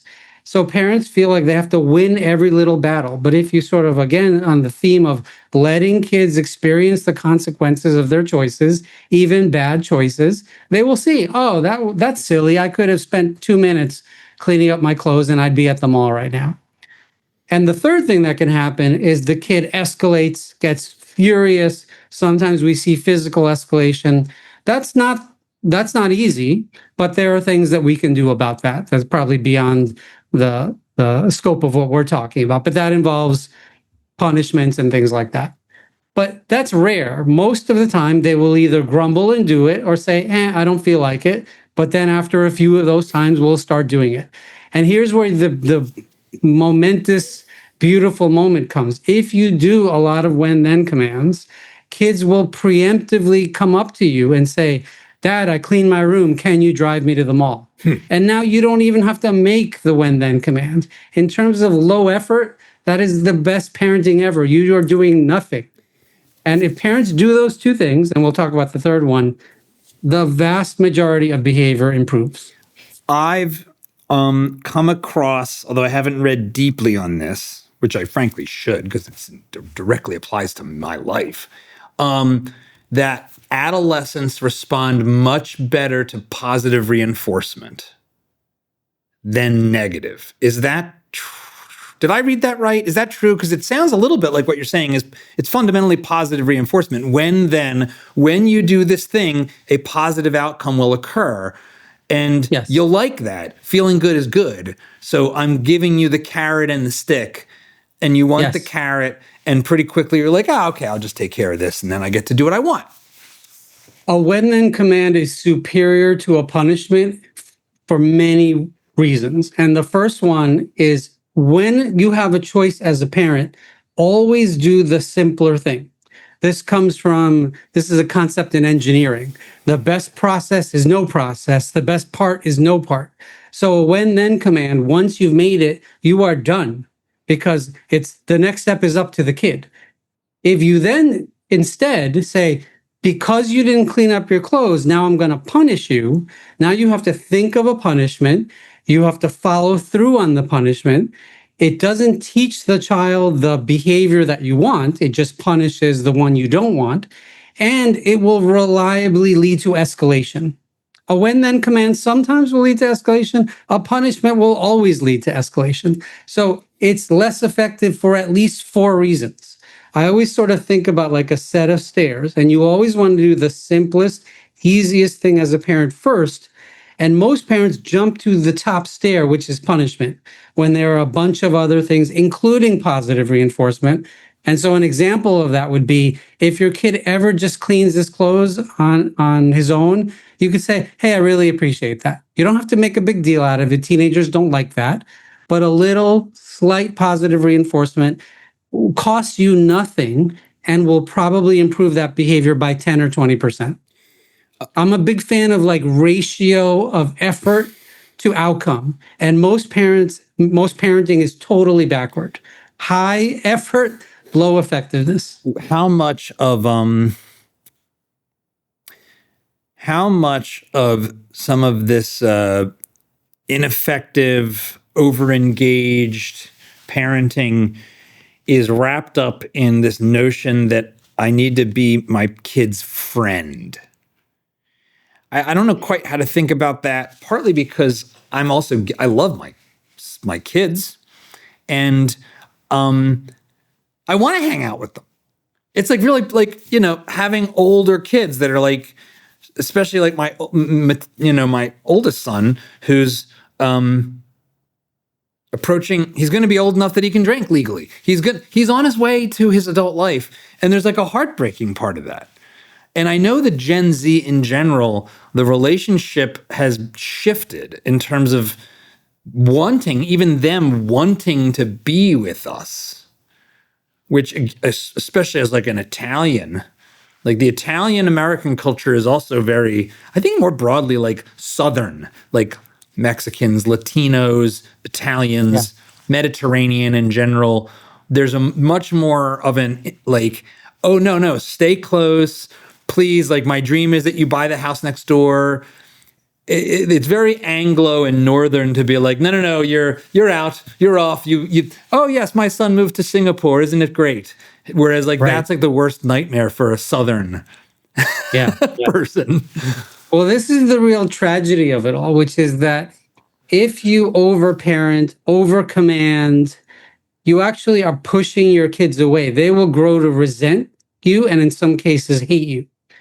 And so this approach of using when then commands and reducing overall commands actually makes the relationship far more pleasant. There's just less fighting, there's less arguing, there's less punishment. It's like, you don't have to clean your clothes, but if you ever want to get driven to the mall, you do have to clean your clothes. That's super simple. That doesn't tend to lead to escalations. And kids want to be around parents who are calm and lay out the contingencies and the rules. Nobody wants to be around someone who's telling them what to do all day long. And then when you don't do that, are escalating with yelling and screaming and punishments that they can't follow through on. So this is actually like the Goldilocks scenario where you as a parent are doing far less and your relationship will tend to be far closer. There's a third thing that we can do. Yeah. What is it? Which is the biggest thing that I've sort of been working on since we last spoke, which is the power of independence, both as a therapy. So I've co-developed something called independence therapy for anxious kids, where instead of facing the thing they're anxious about, so let's say you're afraid of the dark, typically what you would do is exposure therapy to the dark. You practice being in the dark. It's effective, but nobody wants to do that because it's like, if I said to you, what's the worst terror you have? Now come to my office every week and that's what we're going to do. After a long day of school, why would you ever want to do that? Instead, what we do is we ask kids, what are things you would like to do independently? And they always have a list of things they want to do. And so they go and do those things, and we're finding that those activities have anti-phobic effects. Even if you never address the fear of the dark gets better when kids start doing things independently. So it's again this sort of magical middle ground where you get everything you want. Now, that's a therapy for clinically anxious kids. But with Let Grow and with some other organizations, we are also talking about the power of independence for non-anxious kids. And this is, you might say, well, hey, isn't this the prevention that you were saying doesn't work? The difference here is that you don't need a ton of therapy to do this. You don't need any therapy to do this. You could watch one of my videos and do it for free. And kids want to do this stuff, whereas they don't want to practice mindfulness. Every kid wants to go and order a Chick-fil-A by themselves, or ride bikes with their friends, or whittle with a knife, or set off firecrackers, all the kind of stuff that often involves a little bit of danger. So there's no convincing. They're all in on doing this stuff. And we are again finding some positive effects for very little effort. In fact, it's less than little effort because parents are not there. So parents can go relax while their kids are doing independence. It's little rascals therapy. Absolutely. I actually have a slide of the little rascals in my deck when I talk about independence therapy. Yes, now, absolutely. For the modern viewer, there was this early, I guess, was it even TV or was it like film reels? But there was this thing called the Little Rascals, which was a bunch of like probably 9-year-olds that were just running. No, they were younger. Right, just running around being crazy, and that was it. And it was completely not even controversial. It was like, no, this is what childhood is like. I know from Jonathan Haidt's work and our conversations, but like anthropologically, you go around the world and you find little roving bands of little rascals. Or at least you use, like, this is this shrinking part of like all of human history of, basically starting around 7, like the functional, like the age of reason, 7 to 10, just have roving bands of little hooligans out and about on their own in dangerous streets, getting into trouble. And it's like, that was good. Like that was, or it was at least, it was good and bad, but you can't get the good without the bad. And now we've killed that because of the bad, which is to say the fear that you're going to like get hit by a car or nabbed by a kidnapper or sold drugs or whatever. And there's just one little extra piece to that is that the roving bands of kids were mixed age kids. So the older kids actually did control the younger kids, and Peter Gray will talk about this, and the younger kids would look up to the older kids about how to act. And that is a crucial part of this independence that is not happening, is the fact that they used to be mixed age kids. So I'm thinking about, I don't know if this is a counterexample or a pushback on the broader philosophy here that I think you and I very much share. I know we share. And that is a guest of the show who I'm working on some collaboration with, Catherine Burblesing. Are you familiar with Catherine? No. She is considered the strictest headmistress in London. She runs a school called Michaela. It is antithetical to Peter Gray. She is like, if there's a spectrum where Peter Gray and Free to Learn and the Sudbury Academy and self-directed education is over here, Catherine Burblesing is like over here. I'm looking at the screen. She's over here. She's like, no, discipline, merits and demerits, structure, adult authority, and we've ceded too much authority to kids in schools. She's a strict British headmistress. Her school is remarkable. Her kids, which are like 50% like North African children of immigrants, which itself in some ways probably has interesting positive feedback loops. Yeah. Just from like there's all kinds of different stuff going on there, but there's certain aspects of different cultural things that we conflate, like, oh no, the Islamic immigration. It's like, well, there are parts of Islamic culture that are very, very small c conservative about the family, some of which is quite good and used to be called like WASP society. Mm. Her school seems like it stands in stark contrast to everything we're talking about in a certain sense. And I find myself increasingly worried that I have been captured by my own ideology of freedom, my libertarian, super American, and the schooling choices and all of that. And that actually, no, kids have too much freedom, and they don't know what they don't know what good is. And there's an aspect of life and that needs to actually give them knowledge, give them structure to say, no, sit down, shut up, do what you're told. And that has also been this thing that I have underplayed here, has collapsed, that discipline in schools has collapsed in favor of the same stuff you're talking about, this sort of touchy-feely, feelings-oriented thing. And that feels like it's, how do you think about that? And how does that collapse of discipline intersect with overprotective parenting? It's such a great question. And I love the fact that you are trying to question your own assumptions, because that is just a wonderful way to parent. If maybe you have a blind spot or you've missed something. So my first thought, I have two thoughts. One is, and this is totally copying John Haidt, which is, by no objective measure do kids have more freedom now in the physical world than they used to. It cannot be argued that that's the case. In the virtual world, they have a ton more freedom, and I think everyone or most people really agree that that is the problem. So if we go back to the physical world, then I don't actually think John Gray and this woman's visions are necessarily incompatible. And I'd have to learn more about what she does. But I'm imagining a system where in the classroom, there are incredibly high standards about behavior.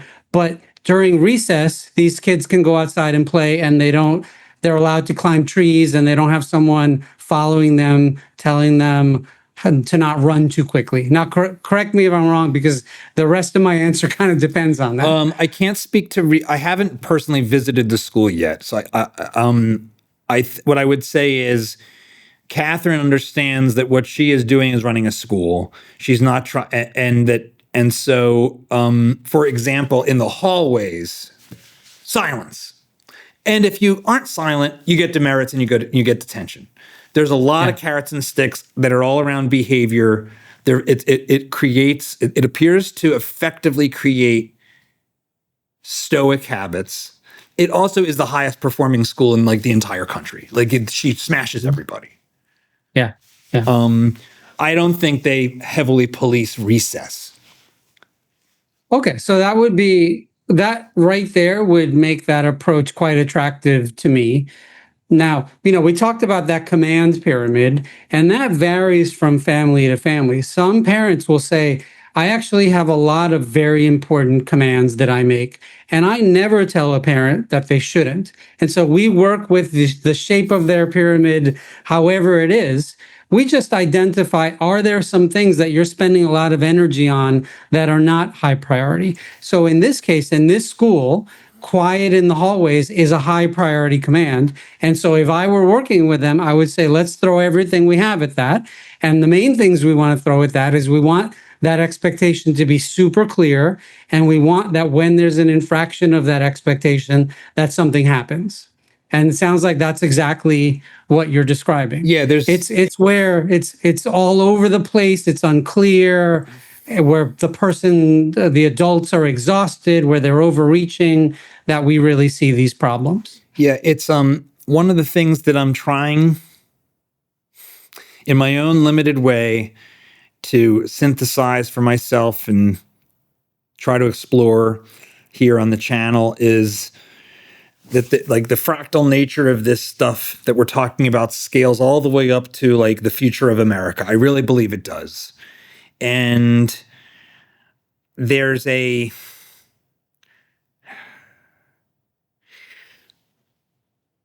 where I am most worried about our society is that we have not raised a generation now that is prepared to function as adults. And that the stoicism that you referenced is the biggest gap. That the sense of being robust, the sense of getting your work done without a bunch of complaints, the sense that you are in control of yourself, and that's like been lost. And I think, and it scares me for the future of the country. I see some examples of this that can get into geopolitics, but I think they are psychological and they're interesting. And I think they're right outside of our conversation. So one is, I think one could argue that the United States is this sort of, it's like Britain too, right? Like we were a British colony, our legal structures, the philosophy of the society, at least at its founding and embedded in the Constitution, were very, very deeply English. British common law, going back to the Magna Carta. And that you also then have the Protestant work ethic. Now, I am not English descent nor Protestant. I am Italian descent and very Catholic. But I have to acknowledge that like Southern Italy is like a poor basket case that's basically turning into a mausoleum that you get to go and visit as someone that's not in Italy. And if you're in Italy, it sort of sucks and you like have no future and it's sort of like a mess. Yeah. So that British stiff upper lip, like shut up, work hard, Protestant work ethic, maybe it's Calvinist, I don't know. There's a bunch of things that go into this early America that is predominantly this culture. And now we are here in 2025, and you have this fractious set of populist political energies that are facing the pathologies of our society. You're in New York City with a commie Islamo whack job mayor, Zohran Mamdani. That's one outgrowth.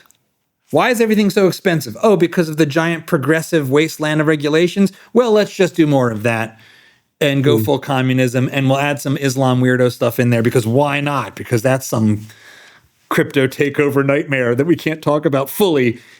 That's one thing going on. Then you have, and I know I'm going on a little monologue here, but we're far enough in that if you're still with me, I know you'll tolerate it, audience. Then you have, on the other hand, the populist right. And it's more, and some variants are obsessed about this lineage and about sort of our Britishness, our whiteness, and that like our problems are because we've lost that, like Nick Fuentes and others like him. And there's a lot, he's got that say like, we need to be a more white society. And if you want to just strip away the race stuff there for a second and try to get it, like, well, what is a thing that they're talking about there that why would that resonate aside from tribal birds of a feather stuff? One way I'm trying to understand that is like, well, what part of that has some truth in it? Because most things that end up resonating have some amount of truth. And the most positive one, I would say, is this stiff upper lip, Nordic / British stoicism that it powered early America and that made the British Empire be the best empire until the American Empire. Best objectively, best as far as the outcomes of its colonies. All of the British colonies I mean, South Africa has some other stuff going on, but all of it, British colonies sort of overperform all the other people's colonies. France sucks. The Spanish colonies are all disaster. But the British ones aren't. Now, I know this seems like I'm way off on the here, but there's a psychological behavioral thing that I see happening. And one of it is, it seems like those on the right in Team Fuentes and adjacent want a kind of sort of like white culture that the white world has already killed. The stoicism, the grit, the Protestant work ethic. A lot of that has been killed by the stuff we're talking about. And then they don't like the areas that are not Western and not white that still have it. And one example came out in Twitter when Vivek Ramaswamy made some comments about Indian culture and work ethic that blew up in his face. And people were like, get lost, shut up, enough of you, on right-wing Twitter. But having traveled around, having been to Asia, having been to India, there's all kinds of problems in these societies. But they kind of have the Protestant work ethic. Yeah. And they're actually also like the land of the tiger mom and of like holding their kids to super high standards. At least not everybody. There's plenty of degenerates in every society. But like there's a thing happening that I don't think anybody in our circles has fully taken on here about this. And maybe I've taken us into weirdo land and none of it makes any sense, but I'm trying to understand, like, we have a rising East, and it sure seems like the rising part is the Protestant work ethic through their own lens. Like, they're not Protestant, they're Hindu, and they're Han Chinese and Confucian and whatever. But the fact of the matter is that they're working hard, they're growing fast, and we're going to therapy. And we'll bleep that, but like I'll leave it there and opine. Yeah. All right. So I think that when you were talking, what I was thinking about is, what do psychologists focus on when we try to understand success? And it's always behaviors. That's the primary thing that we focus on. To a lesser degree, it's our thinking about things, but only because it affects behaviors. And so part of the confusion for me is what is gained by linking it to the amount of melanin in your skin. That seems like a total distraction to me. We can agree on what are effective behaviors. And I think people like Nick Fuentes, not that I'm an expert on him at all, either purposely or inadvertently lose the message when they throw in this unnecessary piece to it. Now, that doesn't mean there are not cultural differences, but again, I think we're going to be most effective if we can identify what are the behaviors that lead to success. And when we look back at the conversation we just had, it is pretty clear to me that increasing a child's view that they have agency and capability leads to all of the good things that you just mentioned. And when we insinuate or even purposely teach kids that no matter what they do, they are destined to fail because of structural forces, that is a recipe of disaster for that child and on a broader societal level. So for me, it's pretty easy to get rid of all that detritus and talk about what are the behaviors that are helpful for kids if they want to be successful adults. And independence from a young age seems like a no-brainer to me, in addition to some of the other things we've talked about. I don't know if that seems like too simple an answer or a cop-out, but that's where my brain goes. What are the exact behaviors that we're talking about? And if we want to call them the Protestant work ethic, that might be a good umbrella term, but as any good scientist would do, we would want to define what are the exact behaviors there. One of the things about the moment we're in, the shifting world order, our politics, which seem just they get crazier by the year, and then it's role in our lives because our screens broadcast all of this global stuff at us all the time. It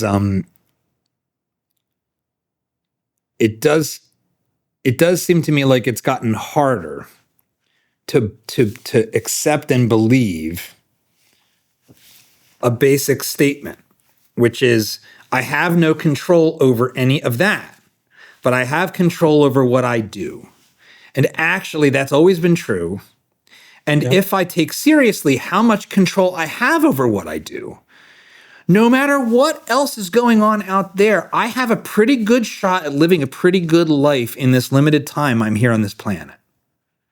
Particularly in this country, that that may not be true everywhere, but having lived the life I did, and we've talked about this, where I grew up having none of the advantages, or a few of them that we would think about.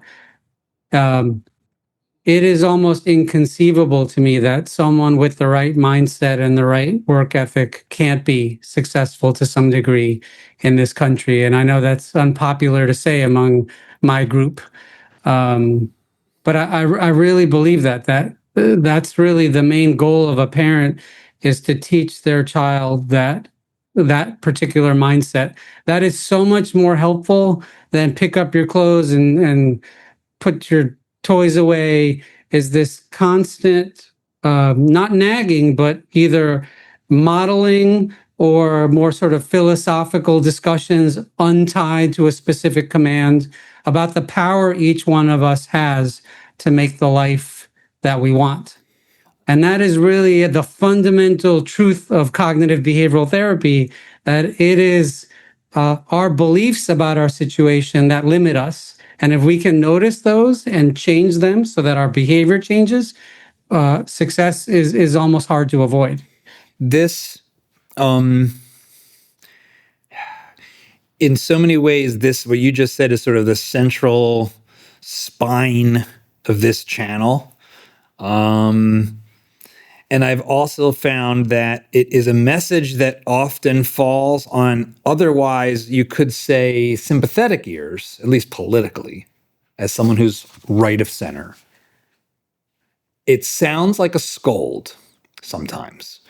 And this is something that I'm thinking about a lot and trying to navigate as best I can. That there is, especially we started off our conversation about this, about what's happening with the challenges that are faced by young men. There is a real shared feeling that is across the ideological spectrum, that their agency has been reduced to a point where burn things down is the only next step to take. And this is not just sort of progressive commie left-wingers. This is also a very non-trivial amount of young men, for, in some sense, similar, but also not, reasons that are understandable. The society has gotten more expensive in ways that are unnecessary and policy-driven. They have been told by the school system, particularly heterosexual white young men, that they are like patriarchs. I've seen this with my own son, get told these things. And it's just like, my intuitive response is to want to punch a wall and tell the teacher involved to go, you know where, because how dare you, my son is 10, shut up, you're just an ideologue, trying to disempower him for an ideology that's rooted in utter lies.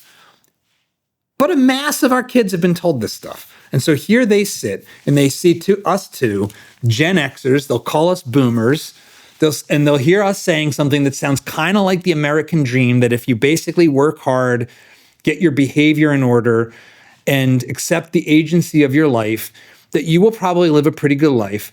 And they just think that sounds like a bunch of happy from the 90s that's no longer true. And it's easy for me to dismiss that and clutch my pearls, And I don't have any interest in doing that because I don't want to be another person scolding these guys. I want to help them as best I can. How do you think about this? How do you think about if you're here listening and you're like, oh, Popola, you're a boomer. You have no idea how hard it is. You have no idea how crazy the dating environment is and the expectations from women and how I've been looking for a job and I can't find one. And the 21st century has been one giant screw job. And you can talk about agency all day long, but I'm trying my best and the world sucks. What's your answer to these guys? I think what we're saying is not that there are not real problems in the world that push back against success, whether they are on the left structural racism or on the right anti-white bias or any of the things in the middle. I think what we're saying is that despite those things, you are a powerful person by the agency that you have. And you can give away that power on whatever side of the political spectrum you're on, or you can choose to keep it despite all of the real barriers to your success. So I think the two messages are completely compatible, that yes, kids are being told these things. And despite that, that does not have to limit them. So if we take your son, for example, his teachers could tell him this every single day. It would suck. It would be unpleasant. He doesn't have to listen to that. And I know not every kid is going to have you as a dad who can help them talk through these things, but it's not required. We each have this unbelievable agency to pick and choose what messages we are going to allow in. And again, getting back to behavior, the things that are going to limit what we actually do with our time. So I don't think they're incompatible. Before we wrap up, there were two people you call out in the article that I haven't come across, but I imagine that you called them out because they have big platforms. And so I want to just understand who these folks are and also make viewers aware of your take on what apparently are pretty big voices. It sounds like Dr. Becky and Big Little Feelings. So you're going to get me into trouble here finally. Yeah, right at the end. So, well, look, you name names. I found out about them from your article. So I've got here, let's see, I've got Dr. Becky here, like friendly looking lady. Hi, I'm Dr. Becky Kennedy. I'm a clinical psychologist, mom of 3, and founder of Good Inside. What's wrong with Dr. Becky? So I think she's by all appearances, a nice woman. She is well trained. She has a doctoral degree in psychology. Recently, her work has shifted toward more independence, and I'm loving to see that. I think my main criticism of people like Dr. Becky is this overemphasis on figuring out the quote unquote true causes of a child's misbehavior. And those true causes are typically unresolved feelings. And this gets us down a whole rabbit hole, I think, that we maybe could talk about at a different time, that most child behavior is actually pretty simple to understand. And that when you are trying to find the true deep reasons for it, you actually open up a lot of problems in doing so. And so, I'm not blaming her in particular. I just mentioned her in the article because she has, I think, the biggest platform of parenting these days.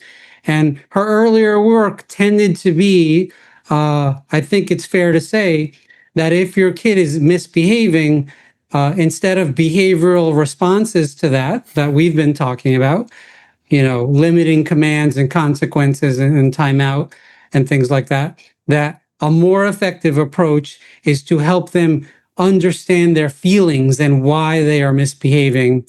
And I think that's pretty misguided.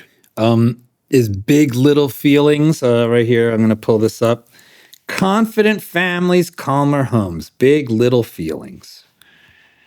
Yeah, what I find is that when parents take these approaches, which are sometimes called gentle parenting, their homes are not calmer. In fact, you see parents swing wildly between empathy and acceptance and rage when kids inevitably use that empathy to get what they want and not what the parents are demanding. And so you end up, I think, with the worst of both worlds sometimes. If you can tolerate a little diversion that could be a whole other conversation that that we'll have to do another time perhaps.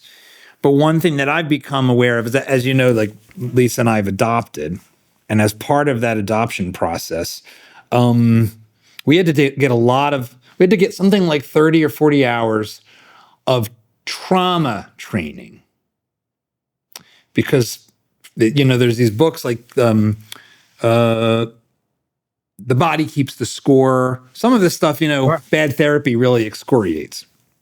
Yeah. Is it Pervin, if I remember her name correctly?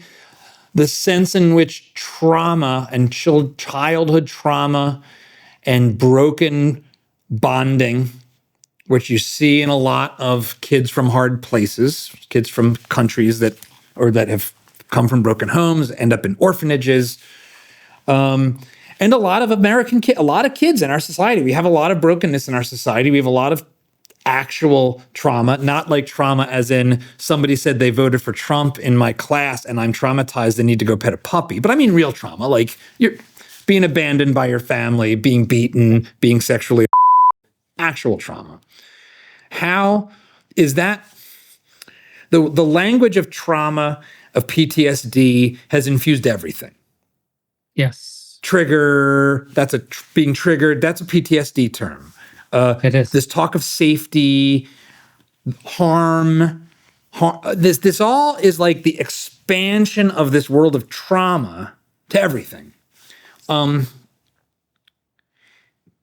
What is salvageable here? Because as I went through all this stuff, this training, the one thing I came away from was like, well, I think I'm not going to change very much of how I'm going to approach this experience, because I don't know. I'm going to take it as it comes, but my default is all of human life or all of human history has been really traumatic and awful, and we're still here. So I don't know how to square this talk of bonding and trauma with that reality. And it seems like that's gone off the rails, but I don't want to just throw it all away. It's very easy to throw it all away. Yeah. It's very easy to be like, well, that's a bunch of left woke therapeutic gobbledygook. Forget all that. But I'm in a position where I have to take I want to try to take things seriously for very personal reasons. But I think we navigate this language of trauma a lot. So how do you think about a new way forward in interacting with the language of trauma is there a baby that can be preserved while we throw out all the woke BS bathwater? Yeah. All right. So there's two problems with the watering down of the term. And the first one is that it devalues actual real trauma when we call everything traumatic.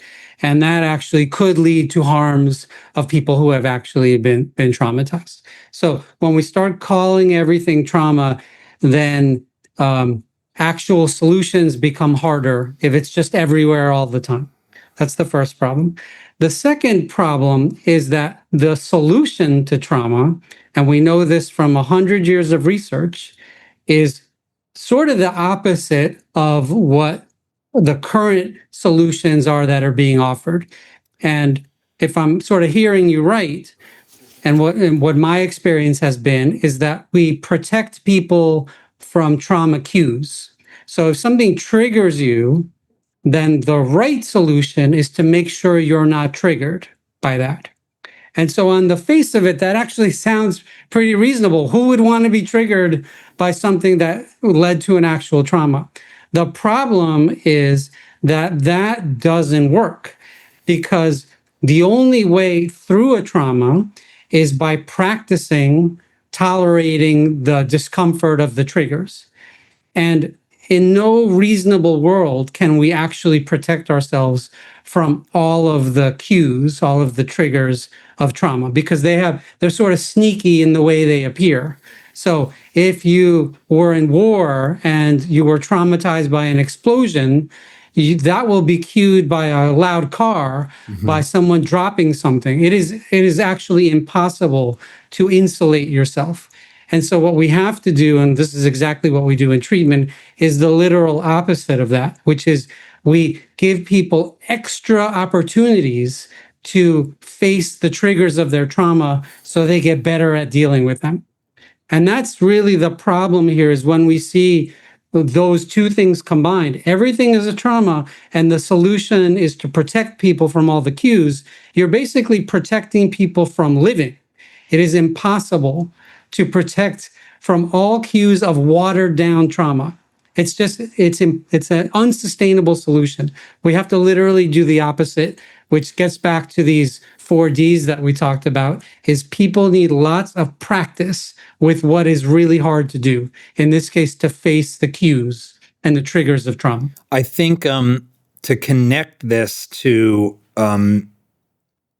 I've learned this through a lens of doing an international adoption and having an unknown level of trauma that we have to deal with. And so far, so good. So far, it's going great. But and where it's not great, I'm going to treat it like I treat everything else, including with my biological son, which is like address the thing here and not get into psychobabble land. Yeah. If I'm a Gen Zer watching, I'm in my early 20s. My father abandoned us or was pushed out because of the way the system favors mothers. And I have like a toxic mother who pushed my father out of my life as part of a divorce, and it all sucks. And I've been physically abused, and I've got a bunch of stuff. I have actually been traumatized. What is your advice for me to navigate achieving functional agency in a world where I'm not a kid whose parent, this is not advice for the parent of parenting of me. I have been poorly parented in a different way. Yeah. And I can go down a healthy path, or I can take multiple paths to hell. What guidance do you have for me? The first thing you have to do is to sort of take an inventory of what you are avoiding because of whatever you're calling your trauma. Trauma in and of itself is a problem because it leads to avoidance of things that would be good for somebody. So let's just take a super simple example. You've been in a car crash. You've been injured. You've been traumatized by that. So you don't no longer drive in cars, and so you can't have a job that requires a car. The problem is the avoidance. And so as a first step, I always work with my clients or anyone I talk to. Let's figure out like what your ideal life looks like, and whatever you're calling your trauma is interfering with that by what it is leading you to avoid. And once we have that, we can write down all the ways that we are avoiding things that would be good for us. And we can start pushing back on that avoidance by picking the easiest thing on the list and working our way up that list. And you don't need a therapist for that. Most people can do it on their own. But sometimes when you are really stuck and even the smaller examples of avoidance are too difficult to do, then it makes a lot of sense to work with a therapist. But it is pushing back on avoidance that is really the active ingredient in evidence-based successful trauma therapy. How much would be helped by a lot more child labor? And I mean that very seriously. We've made choices. One of the things that was I think an objectively good thing we did with our son is starting in middle school. His schooling involved essentially work requirements, like one day a week doing work at a job. And I think in a way it may have been one of the best things that came out of that. How much can that help? A child working a job hits practically every check mark that we have talked about in terms of what makes for a successful child. It is often uncomfortable. It often involves uncertainty. Things go wrong without someone there to fix it for you. You get the benefit of earning money for work. You interact with different kinds of people. You make eye contact and work on your social skills. It is fantastic. And it is also really hard to do. And that brings me back to my first job of delivering newspapers when I was 12 years old in the dark during winter and having to collect money from people in the evening after school, and they didn't often want to pay. And that taught me so many skills that to this day I use. And literally, I won't even get into it, but 2 days ago, I was pulling from that experience to handle a difficult problem. So I'm a big fan of kids working at an early age. It seems like among the things we've talked about, this is one that is another thing we can actually do as parents that we have the ability to set them up for that and to encourage it and to let them do it. And it's also been something that has declined precipitously as I understand it. Yeah. And the other piece of it that I love is I think it directly interferes with the self-centeredness of childhood, that adults are there. They exist to provide me as a child with everything I need, as opposed to if I want something, I got to go get it and I got to work. And I mean, that was my experience as a kid. I had a paper route because I wanted to go get pizza sometimes. That wasn't going to be made available for me.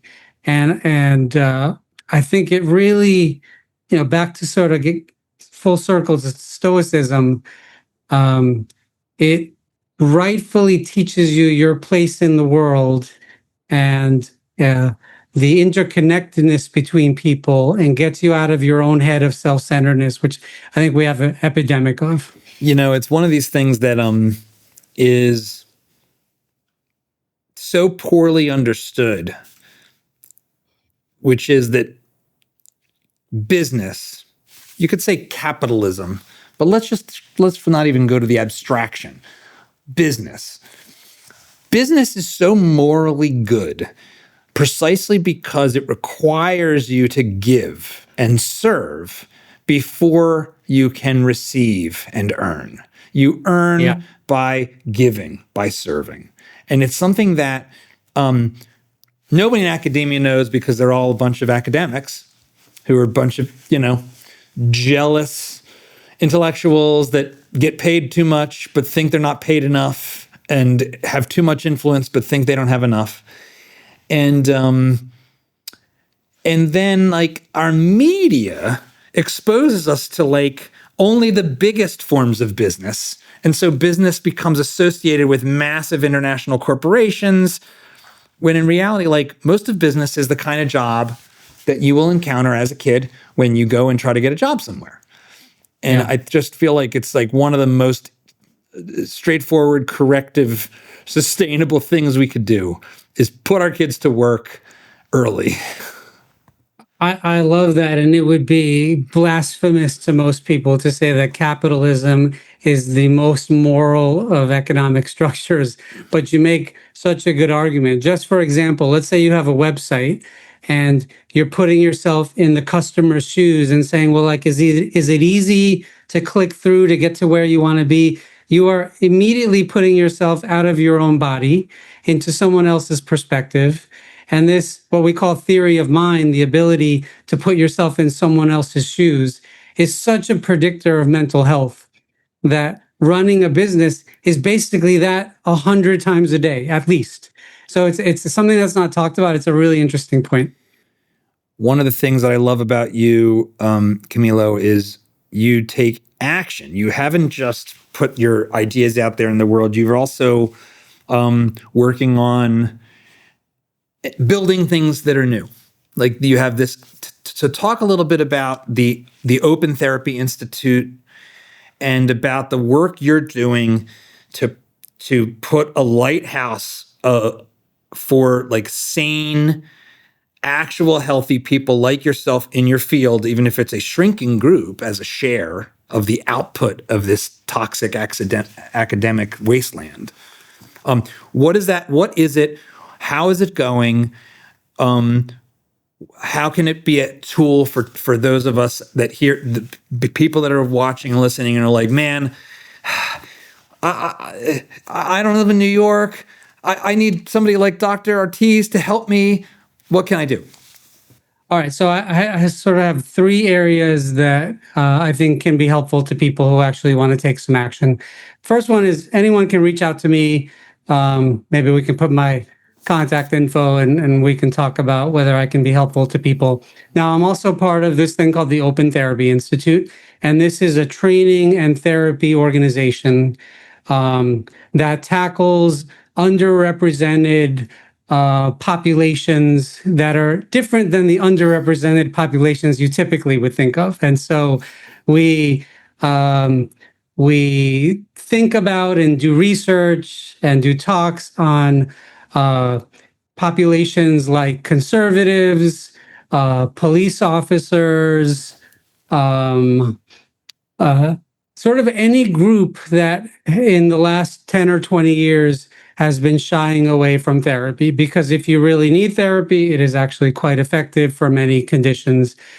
The Open Therapy Institute is not a right-leaning organization, but it just happens to be that in the past few decades, it's really been centrist and conservatives who have basically stopped going to therapy because they're afraid of being judged. They don't want to be indoctrinated. And so this is a place where you can reach out to us and tell us where you live, what is the problem that you want help with.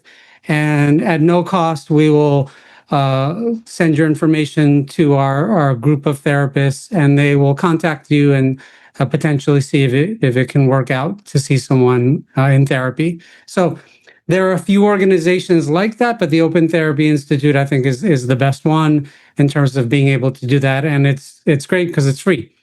And we also give talks for clinicians about lots of interesting areas. So I'm giving one about overparenting. So they're not all politically related. Just sort of best practices in my field without an ideological bent. And that's really what the Open Therapy Institute is about, is getting back to our roots of what is good therapy. And good therapy is focusing on what the client wants, what their problems are that they want to fix, and not on who you think should be the president as the therapist, which unfortunately, that becomes the content of so many therapy sessions, is the therapist's own political views. And I was taught from a early stage in my graduate training that the best therapy is when the client has no idea who you voted for. Not only because you didn't tell them that, but just based on your everything that you talk about, because you're there for them. You're not there to fulfill your own needs. So Open Therapy Institute. And the third thing is my work on independence, and you can find that on X, on letgrow.org.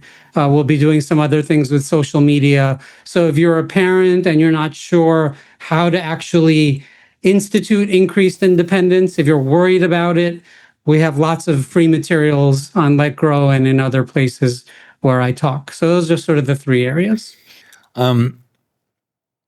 Dr. Ortiz, Camilo, it is so great to talk to you. I could easily run us another 30 minutes, but I know for you, your blood sugar is probably getting pretty thin as we sit here.